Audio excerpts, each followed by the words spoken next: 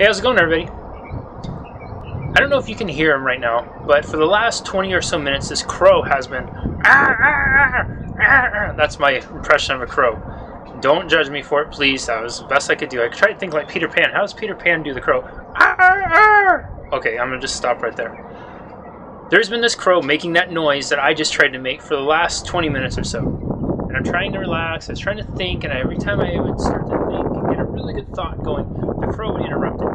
It was like it's just sitting there in the tree thinking, okay, when's Jesse got a good thought? Okay, now I'm going to just make my noise and interrupt him.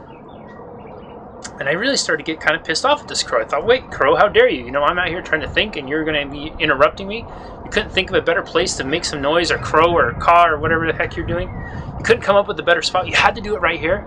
And I stopped myself and said, hey, Jesse, wait a minute. Do you really think that crow is sitting in the trees deliberately trying to tick you off? I wanted to say yes. I'm not going to lie. I'm going to say, yeah, the crow is malicious. It's after me. But then I took a breath and reminded myself, you know, honestly, it's probably not. It's probably just there and it probably just wants to be heard. It's looking for a friend maybe. It's trying to set up a lunch date for later. Who knows? Okay? But if I allow its behavior to impact my life, that's not its deal. That's mine. Right? Because here's the thing in life. There is always going to be external noise. There's always going to be distractions.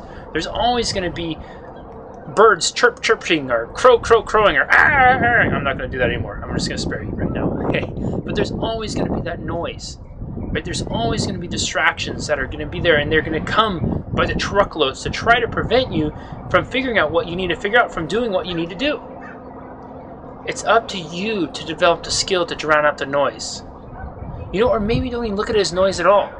Maybe I could just stop and get out of my own head about this vindictive crow and think, you know, that crow's just part of a beautiful nature setting. A nature setting that I'm privileged enough to be outside right now and enjoy.